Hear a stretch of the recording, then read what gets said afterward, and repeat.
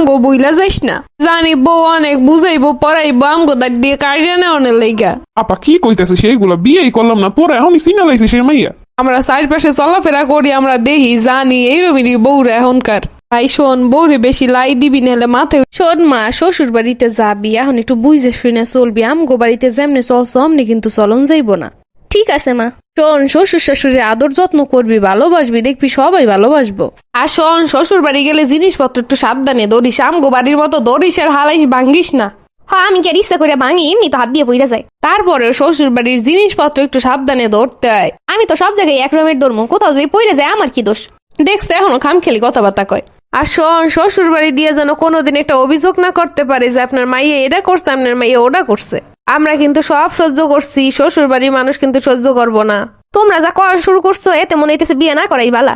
শ্বশুর বাড়িতে গিয়ে খাওয়া এত সোজা না, একটু কষ্ট করতে হয়।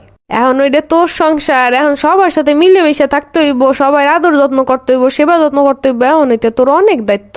আর জানো তো তোর বাপ চাচারা কেমন, যদি শোনে কোনোদিন যে মাইয়ের কোনো অন্যায় হয়েছে শ্বশুর বাড়ি দিয়ে খবর আহে, শেষ করে লাইব, কইব কাইটই যে ফালাই দেন, তাও যেন আমগো বাড়িতে না আহে। ভালো মতো চলবি সবাই লগে। এখনো পর্যন্ত শ্বশুর বাড়িতে যাইতে পারি নাই, বিয়ে হয় নাই, মাত্র দেখে গেছে আর পছন্দ হয়েছে জানাইছে। আর আমারে তো একদম অপরাধীর কাঠগড়ায় দাঁড় করাই এখনই বিচার করা শুরু করে দিছো। আর এইগুলা তো তোর ভালার লেগে কইতেছে, জানো পরবর্তীতে কোনো ভুল ত্রুটি না হয়, তুই যেন সবকিছু বোঝো। আমরা তো সব সময় চাই তুই ভালো থাও, সুখে শান্তিতে সংসার করো। আম্মা মার্কেটে যাইতেছ, তোমাকে কিছু লাগবো? বাবা এরমের জিগাইস, বিয়ের পরে বুইলা যাইস না আমগো। ওই বাড়ির জসিম মেরে দেখছো, বিয়ে হওয়ার পর বউ ছাড়া আর কিছু বোঝে না। আপা আম্মা তোমরা এসব কি কইতেছো? এখন পর্যন্ত তো বিয়েই করলাম না। শোন বাবা, রাগ হইস না, আগে হইতে কইতাছি, মা বাপরে ভুল বুঝিস না। আমরা ছোট হইতে পাইলে পয়সা মানুষ করছি, বল লেগে আমগো মনে কষ্ট দিস না। বিয়ে করন লাগে বিয়ে করবি, কিন্তু বউ কিন্তু কখনো আপন হয় না। মা বাপি আর বুইনি সবসময় আপন থাকে। আহারে বাইরে কত ভালো পাইছি, কত ভালোবাসছি, বিয়ের পর আমগো বুইলা যাইস না। জানি বউ অনেক বুঝাইবো পড়াইবো আমগো দাঁড় দিয়ে কাটিয়ে নেওয়ানের লাইগা। আপা কি কইতেছে সেইগুলা বিয়েই করলাম না, তোরা এখনই চিনা লাইছে সে মাইয়া।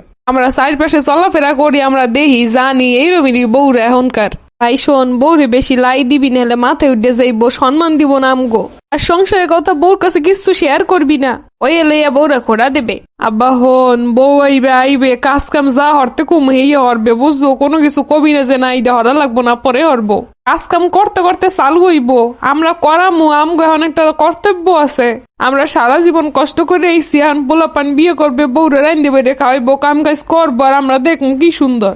সবসময় আমগো মান মর্যাদা দিয়ে চলবি, যেমন চলছো। আমগো কথায় উঠবস করতে কবি কবি, বাপ মায়ে যা কইব অমনি ওরা বলা লাগবো, বুই নাছে একটা, সব কথা হনুন লাগবো। বউরে সবসময় হু থারা রাখতে হইব, হেলে বউ হাতের মধ্যে থাকবো, নাইলে কিন্তু বউ কথা হনবো না, যা মন চাহিয়ে করবো।